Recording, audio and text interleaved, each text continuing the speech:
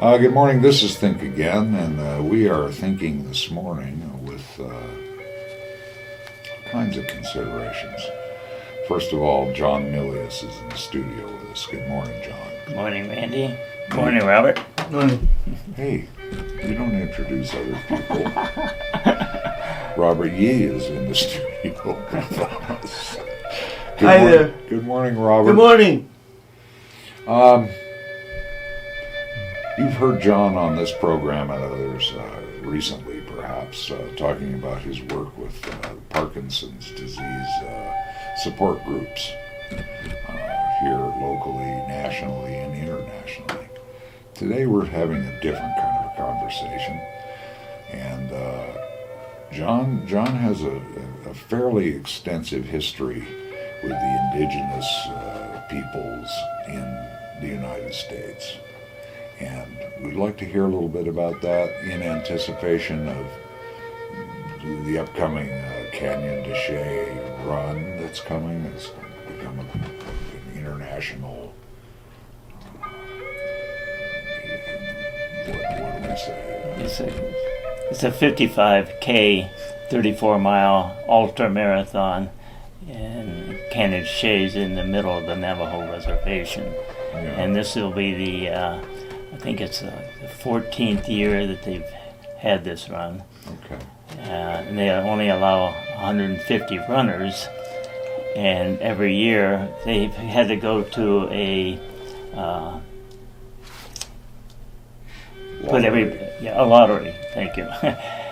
And sometimes there's over 800 that have applied for that, and they put everybody's name in a big bucket and they pull it out. And fortunately, I ran this in 2014, and I'm going to be running it again this October, the 11th. Wonderful. And Beautiful. so. Okay. So, John, we'd like to first start with just a little bit of your history. What is your relationship to, I guess, primarily the Navajo Nation? Right. How did that begin? Tell us a little bit about your history, and we'll go from there. Well, it actually started back when I was in elementary school. My parents were history buffs. My mother had graduated from college with a history degree, and it sparked my interest in Native American studies and literature. My dad graduated from Carnegie Tech, and he was an electrical and chemical engineer, and he was basically interested in the Civil War history. But I remember my mother reading Fenimore. Pardon? I'm sorry, go ahead. The Last of the Mohicans. You remember? Yes. Brain freeze here. And so that sparked my interest, and most of the tribes back in Ohio and in the East were almost non-existent anymore. But I remember when I was in, I think it was junior high, my dad came home from getting a haircut, and tucked under his arm, he had the Arizona Highway that had articles on and pictures of Canyon de Chelly. Of course, he pronounced it de Chelly, and he had mentioned that someday he would like to go out and see the canyon. So that's kind of where my interest. This is where it first began, and your mother had a history degree, Right. and so this was of interest for her. This Right. whole piece. Yeah. Yeah. Okay. So a lot of times on vacations, we would go to different, basically battlefields of the Civil War, but then there are several indigenous monuments that we would visit, which again sparked my interest. And then watching a lot of TV, cowboys and Indians. Yeah. So I always knew I wanted to do some kind of work. Okay, so tell us, if you would, What year was it you joined Vista? 68, 69? 1966. Six. Actually, I had, after graduating from high school, I took some college courses to avoid the draft. And a friend of mine, a teacher, had mentioned that there's a new program called Vista, Volunteers in Service to America, and all this stemmed from President Johnson's war on poverty. And I was naive enough to believe that we could end poverty. And so with a war. We like to solve poverty with wars. Right. Right. Anyway, I got a telegram instructing me to Vista training at the Utah State University in Salt Lake City. And I was to report May 8th, which also happened to be Mother's Day. Well, 2 weeks before going into Vista, my mother passed away. And but I still felt a need to join Vista and continue my journey. 1966, May 8th, Mother's Day. And training was, I think, 8 weeks long. And the first couple weeks the first week was just classwork and learning what life would be like living and working on a reservation. Shortly after that, I went up to Wyoming to work on the train on the Wind River Reservation in Fort Washakie on the Shoshone and Arapaho reservations. And I remember the first weekend I volunteered at a rodeo. And being a runner, I decided to put on a track meet for both the Shoshone and Arapahos, and it was very successful. I was even able to get ribbons for the winners, and of course I had to run the mile race with them. Then the following week, I was invited to, at 6 o'clock in the morning, auxiliary pancake breakfast, and sitting there with some of the tribal leaders, they blurted out that they needed a bugler for their auxiliary band. And I said, I played the trumpet in 4th grade. And they kind of laughed and said, good, you're playing taps today. And I kind of felt like I felt when you said you were doing this radio program today. Shock. But anyway, they said you have a half an hour to practice. They couldn't find the mouthpiece. They finally found it. They gave me 20 minutes to practice. And you did it.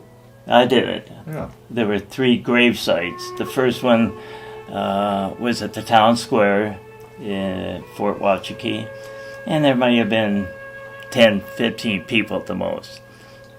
The second grave site, I think, was the Veterans Park, and there were like 50 people. I was still a little nervous, but not a problem. The last grave site, there were over 500 people. Unbeknownst to me, that was the grave site of Sacagawea. So, anyway, that's my story of working on the Shoshone Arapaho Reservation. Okay, so this was still 66. Right. What happened next? Where'd you go next, John? Well, when you join Vista, they ask you your preference. Of course, I put Navajo Reservation was one. I think the Sioux reservations up in the Dakotas was another. So they sent me to Los Angeles, California. Not a reservation. They had a relocation program training indigenous people different trades. like auto mechanics and things like that. I was assigned to 2 different Indian centers.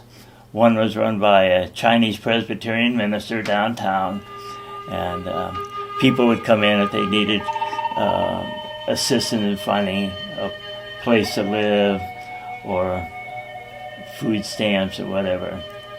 We would help them. The other Indian center was uptown, and that's where I met my childhood hero. His birth name was Harold Smith. You familiar with that name? No. Okay. Have you heard of Tonto or Jay yeah. Silver Hills? Yeah, sure. Well, he worked at the center there. Wow. And an amazing, very articulate man. I'd go to meetings with him, and he'd get up to speak, and you could hear a pin drop. After that, I found out that there was an opening in Gallup, New Mexico, working at the Indian Center there. So I ended up in Gallup, and I worked with juveniles having problems in school or with the law. So I was a streetwalker, going into bars and pools and shoe shine parlors and working with these gangs. But then there was an opening on the Navajo Reservation. As a white boy out of Iowa. Ohio. I'm sorry, Ohio. Forgive me, no insult intended. Yeah. Wow, interesting. Go ahead, please. So anyway, I transferred to the Navajo Reservation at Fort Defiance, which is about 10 miles north of Winter Rock. Winter Rock is the kind of like the Washington, D.C. of the tribe. And Peter McDonald was the head of the Office of Navajo Economic Opportunity, and later became tribal chairman. And I was first assigned to BIA House, Bureau of Indian Affairs home. Well, the Navajos thought that felt that BIA was kind of a necessary evil. And so I didn't want to be associated with that. So I asked Peter McDonald if he could find me a hogan to live in. So the next day, he found a hogan that was 75 years old, built like the Rock of Gibraltar. And in fact, when I go out this year to Canada Shade to do the ultra marathon, I want to stop and see if I can find the hogan, which would now be like 134 years old, and I bet it's still there.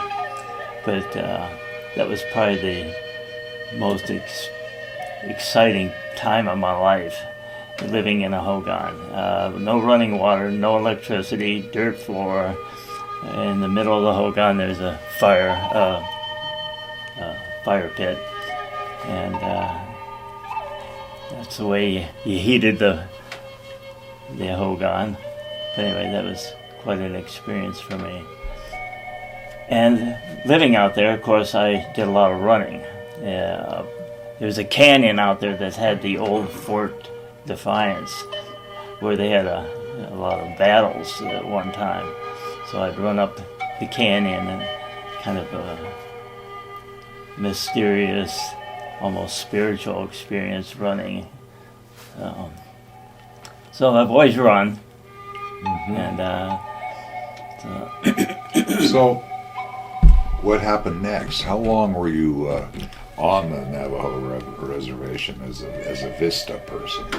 2 years, because Vista had an occupational deferment.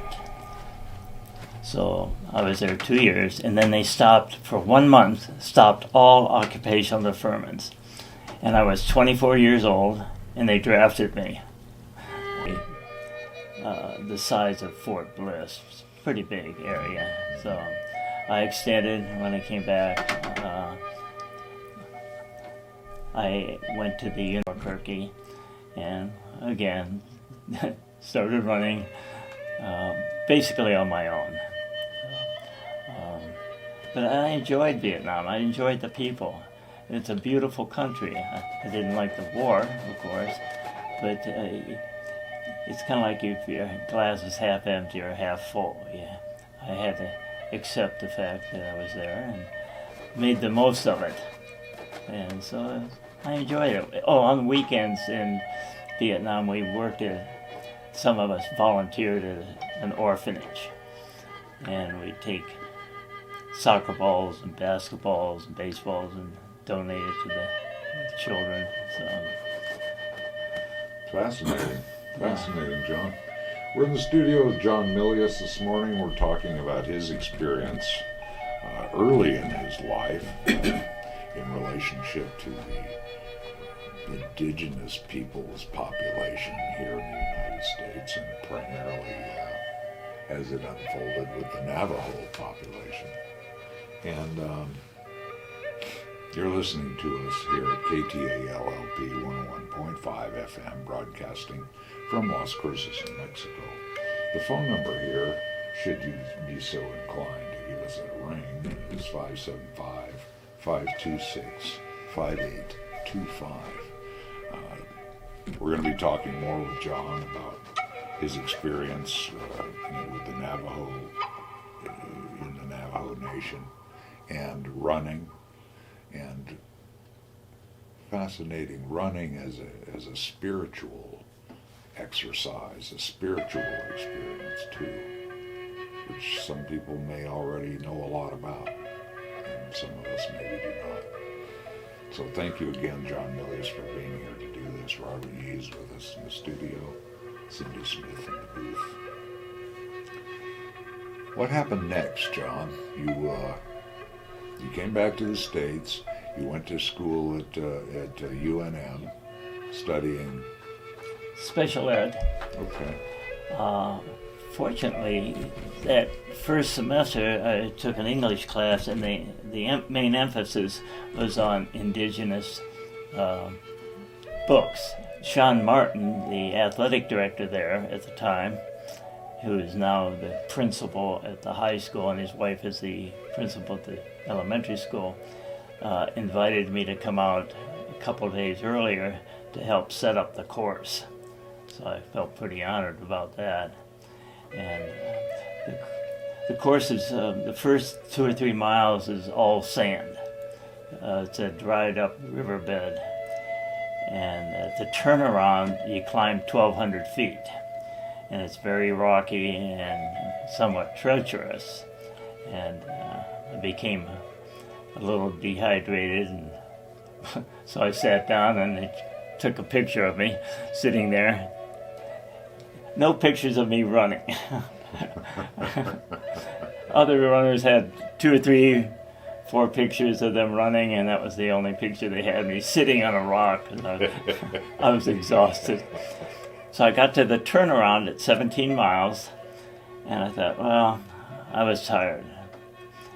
And I sat there for maybe 20 minutes, and they have refreshments there, And I thought, well, I came this far, I might as well turn around and go back. So I did. It took me almost 10 hours to run you don't run this for time. It's not a race. You just do it to finish. Plus, you're running through the canyon, which is, like you said, very spiritual. The canyon was famous for Kit Carson had gone in and rounded up all the Navajos and sent them on the long walk, and a lot of them died on the walk. So it's, you're only allowed in the canyon either with a tour or once a year for the run. And the rest of the time you have to have permission, and like I said, you can go on a tour. And the canyon, there's actually 2 canyons. Canyon de Chelly is the main one. But as you enter, it forks off, and there's Canyon del Morte. They had, one of the ruins, the Anasazi ruins, they had found some mummified bodies. So that's henceforth Canyon del Morte. Okay. So I'm curious if we can spend a little bit of time looking further into your experience, your perception, your relationship with Sean Martin. the spiritual element of this running experience.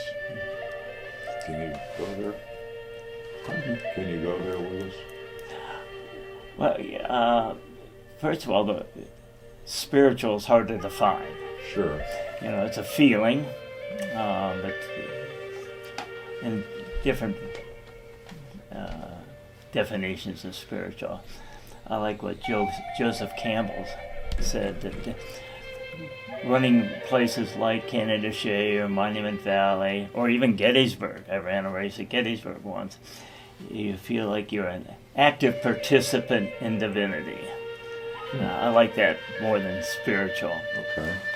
And when you're running the canyon, there's still about 13 families that live in the canyon itself.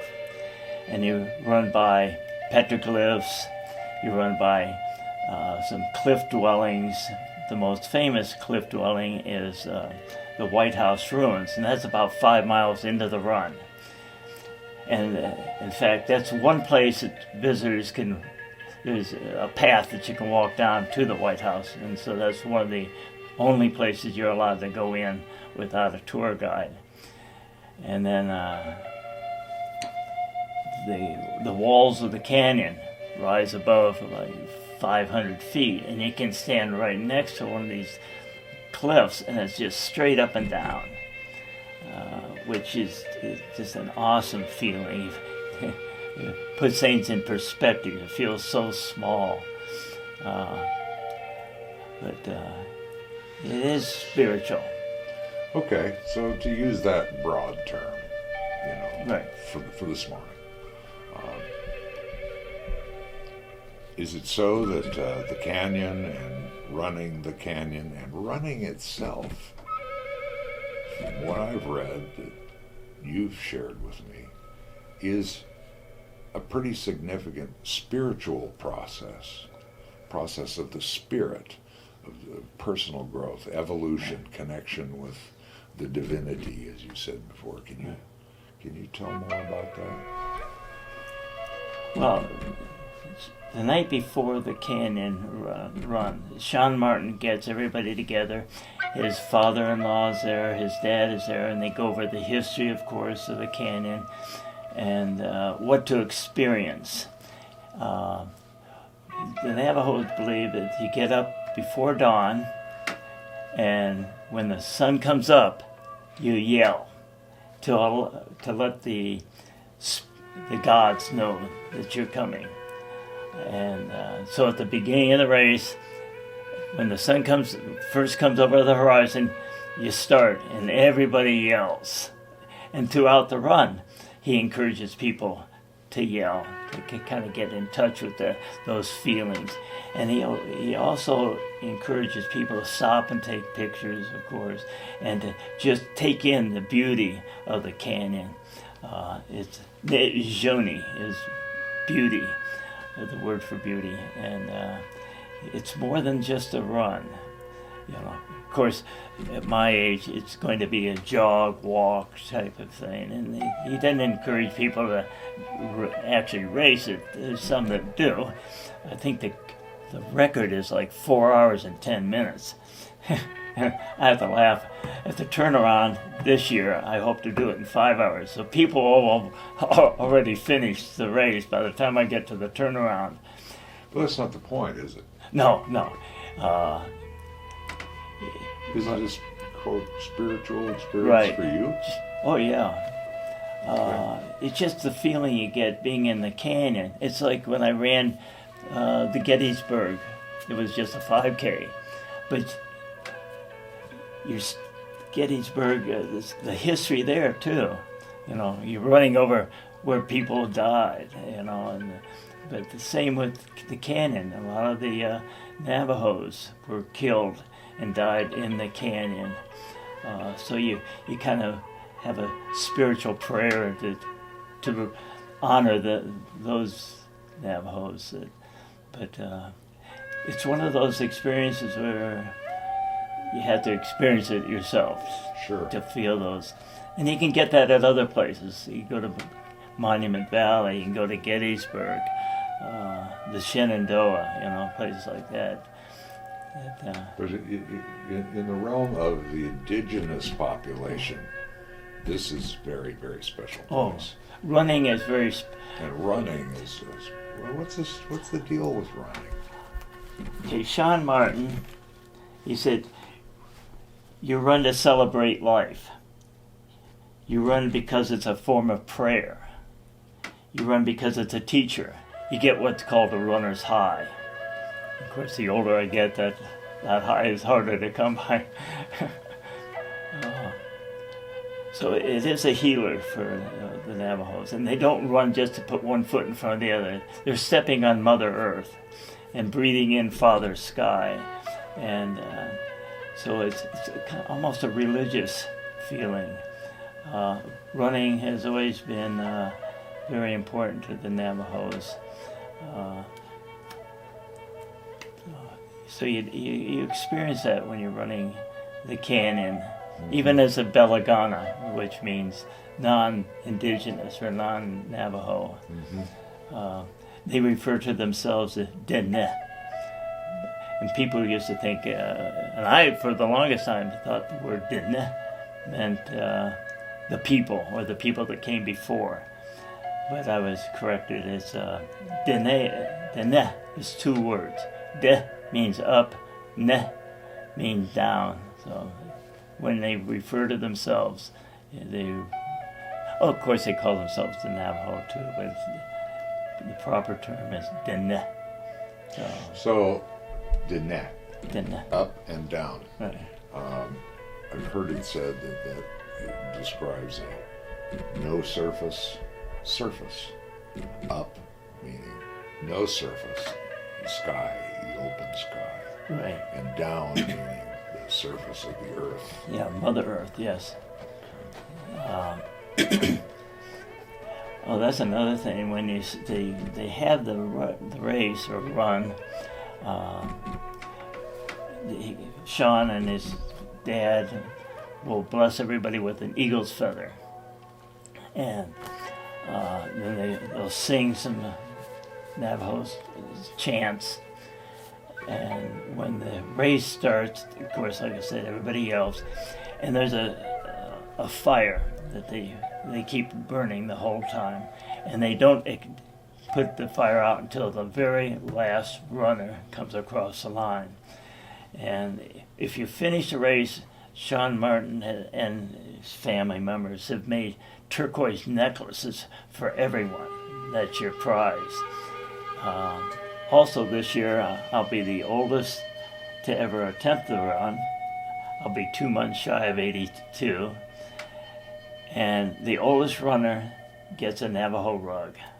Ooh. Yeah, so but the thing is, my wife will be at the turnaround at 17 miles, and she doesn't want me to do she doesn't think she thinks I'm too old. Well, and it will be a challenge. Okay, sure.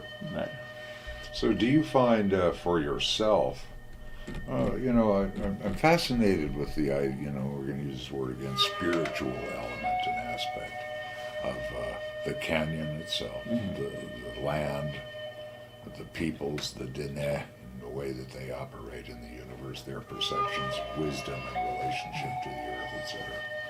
And, of course, how running is a part of that. Now, when you run, John, and when you run in a setting like Canyon de Chelly, what is it that you experience that you would describe as spiritual? well, you're almost in a trance. Every about 3 or 4 days a week, I go down to Old Mesilla and run on the ditch banks, and that's enjoyable. But when you're in the canyon, you're almost in a trance because you understand their philosophy, you understand the history of the canyon, and it's just a different feeling.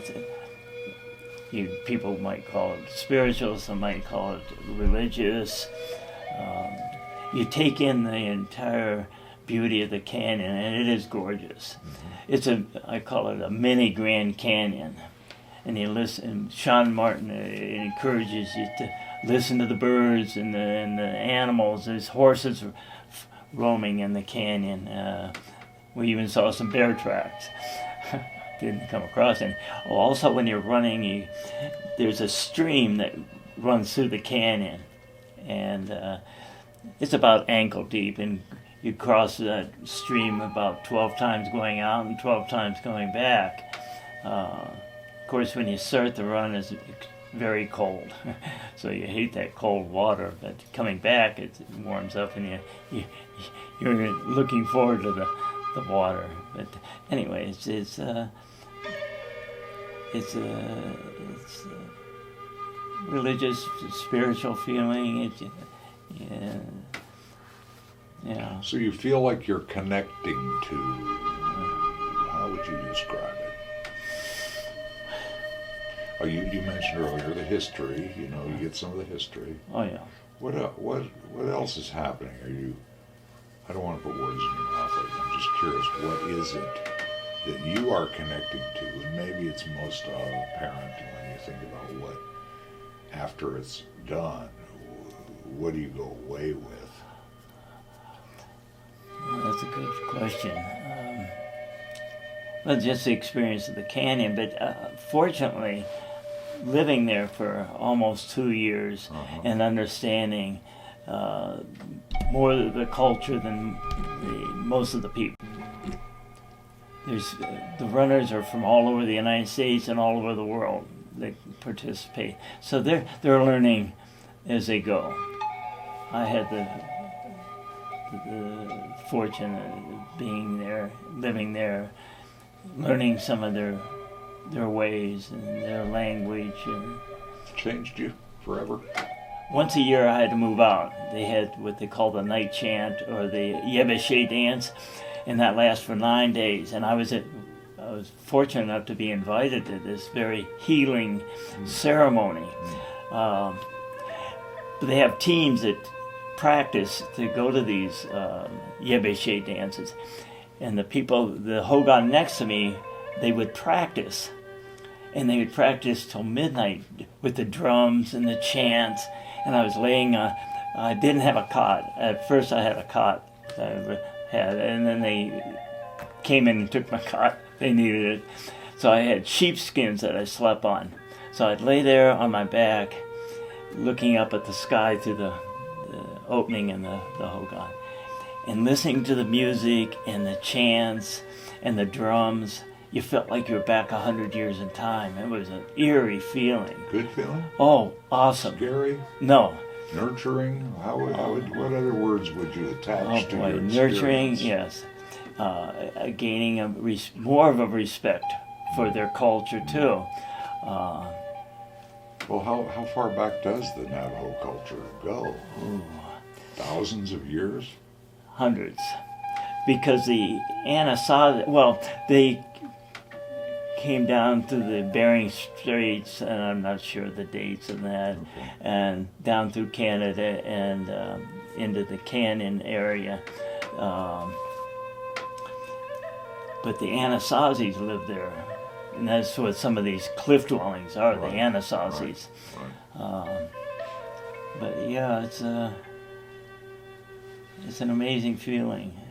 And yes, I could go back, and I'm looking forward to going back this year. Mm-hmm. Once you cross the border onto the reservation, it was just kind of like a weight had been lifted off your shoulders, because you're in a different time zone.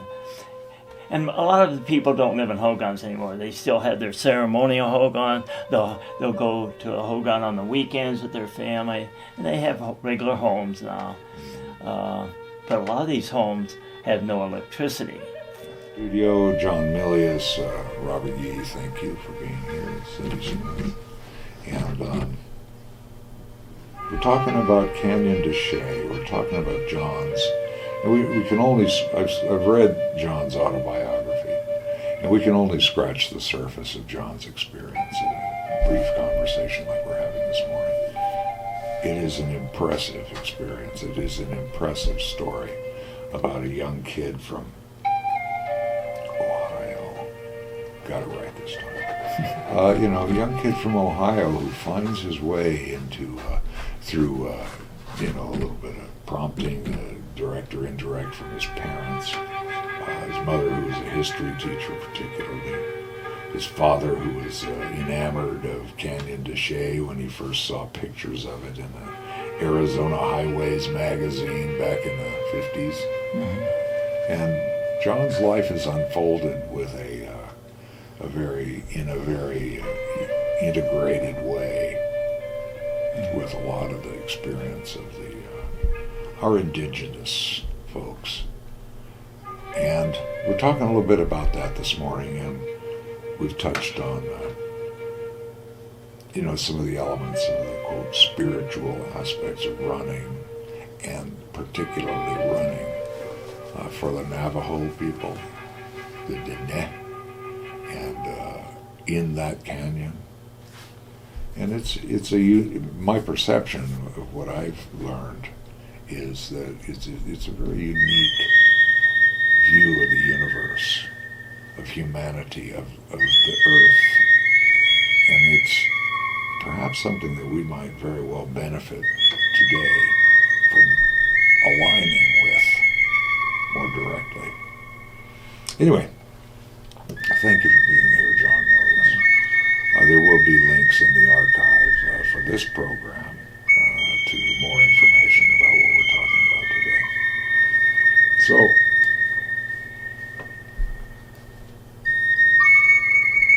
do you think, John, does it seem to you that your early in life association started for you back in 1966 when you joined Vista and requested the opportunity to work out here?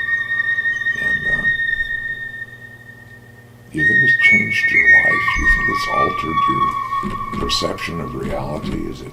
As ethnocentrism, the way we look at other cultures through our own culture, our own lens. It has helped me to understand and accept other cultures. Not only the Navajo, but different indigenous tribes have different philosophies. And it helps me to understand, or at least accept and appreciate their way of life. It's funny, one story I like to tell, I was with some Vista volunteers, and we were with this Navajo young man, and he had to blow his nose. So what did he do? You put your finger up against your nose and blow. And this one girl said, "Oh, how gross." And he said, "Well, but you blow your nose into a rag and you save it in your back pocket." Perspective. Yeah, and that's all the way you look at it. Sure. So, do you think you integrated some of the? You worked with other indigenous tribes, right, as well, but we're kind of focusing a little bit mostly on the Navajo today. However, in your experience with the many tribes you worked with and the Navajo, it shaped your worldview, and it still holds for you. Oh, absolutely. What do you bring with you? Could you put your finger on a couple of things that we might understand? Well, just the main thing is being able to accept and look at other cultures, whether it's indigenous or the black culture, the Hispanic culture. I may not always agree with their philosophy, but I can accept it and maybe reshape some of my beliefs and values. Does that include the integration for you of some of the principles and ideas that the indigenous cultures bring in terms of relationship to the planet, relationship to humanity, humans, critters? Right. The Diné believe everything is male or female. they refer to us as a five-finger people. But there's the bird people, the cloud people, the rock people, the antelope people, the sheep people. So they give them some identity, which our culture doesn't necessarily do. So I've accepted that, and I really believe that. Okay, so it sounds like there is an awareness of correct me if this is inaccurate language, please. It sounds as though there is a connection and an awareness of that connection with all life forms. Right. And even perhaps things we don't think of as life, like the elements. Well, it's equality. Everything has a purpose. Everything. The animal people have just as much respect as the human The five-fingered fingers. people, and that's hard for people to understand. But like I said, they consider Mother Earth as very sacred, and when they're walking on Mother Earth, they pray sometimes and respect Mother Earth, and that's a concept that's for other people to understand. But I have been able to appreciate that. Well, that seems like a blessing. Yeah, It seems like in our culture today there is little understanding and little regard, even sometimes disdain, for peoples who throughout time have had a more connected, direct relationship with nature, with the earth, with the elements, with the other life forms. And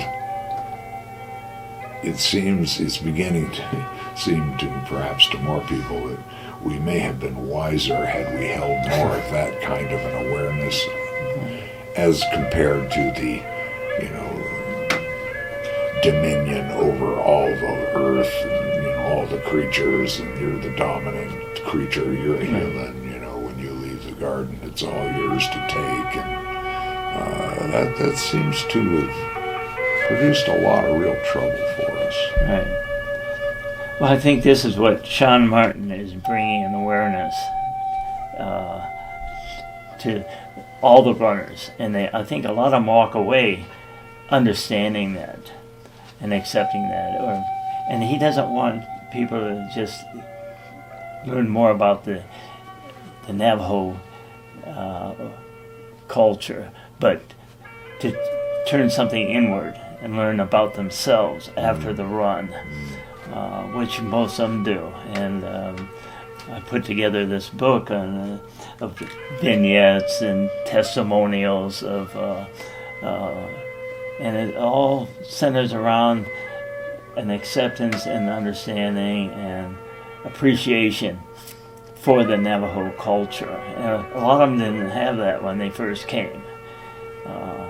And this will be the 16th year, I think you said, and how many people have walked away. There's been 150 every race or run. So he said touched a lot of people's lives, and they can take that with them out into the world and maybe share some of that, which I like and appreciate from Sean Martin and his culture. So, yeah. Fantastic. So, grateful to you for coming in this morning. We've got a few minutes left. For sharing your perceptions and your experience on this. And again, we can only scratch the surface in this brief conversation. We will post some links to some other insightful videos and books, etc., in the archive for this Think Again program. I am most enamored of the way our thinking may be enhanced if we incorporate some of this indigenous perspective on the universe, on nature, on life and our place here. And we can find that today. We're talking predominantly about the Navajo Nation, the Diné people. You can find that in many cultures around the world. People who had an understanding of reality before it became very complicated. Mostly, it seems, by colonization, the justifications for that, and, the commodification, the monetizing of resources, that many cultures hold as sacred, as part of the whole of the experience here. And others, like most of the European cultures, I guess, who decided that these are resources to be harvested and used to further our particular idea of what the human experience is. So this is fascinating. What else would you like to touch on, John, before we got a few minutes? I just want to see, is there something you would like to have addressed already that we had not? I think I covered most bases, but just hopefully that people will walk away with a better perspective of indigenous cultures. It's a fascinating type of religion and spirituality. I encourage people to pick up a book and read about the indigenous people. Okay, we'll have a couple references to some books. Right, like N. Scott Momaday, fascinating. He was a Kiowa. He died a couple of years ago, but he has a talk. It's called "Man Made of Words." And you can just get online and just type in Scott Momaday, "Man Made of Words," and you get a different perspective and understanding of the Kiowa people. Okay, thank you. So, again, what you're pointing to, in my perception, is an opportunity. One thing is an opportunity for us to get a sense of how we perceive reality in comparison, sometimes in contrast, to how so many people all over the world saw the world and saw life, and how that perhaps understanding that may be of service to us today, to just back up, slow down, take a break, think about this for a minute, or maybe feel about this for a minute. Where are we in the big picture? And it seems like running itself as a practice, as a discipline, and particularly in October of this year, running the Canyon de Chelly run can support us to become more conscious and more connected, perhaps. Right. It seems like in this day and age that could be of great value for us, whether we're running in the canyon or not. Right. All right. I would ask real quick of you, John, if I may, is there a thought you would leave us with, or a phrase that has meaning for you? Just to have more of an awareness and acceptance, not only of the Diné people, but there's the Hopi, the Zunis, the Kiowa, other cultures in other world, throughout the world. Just learn to, or try to accept their way of life without being critical. And maybe hold it. I'm sorry, did I cut you off? No, that's And maybe hold the notion that, you know, we Westerners, and we use a Right. broad term, we don't have all the answers. oh, absolutely. There's much to be learned, and that if we are committed to learning how to see, think, perceive, feel, language this reality, if we give some time and attention to that, it may be advantageous for us. All right, we got to wrap up. Robert E., thank you for being here this morning. John Mylius, thank you so much for being here. Cindy Smith in the booth. And folks, you can look for this program to be archived at lccommunityradio.org. And we will look forward to seeing you again soon.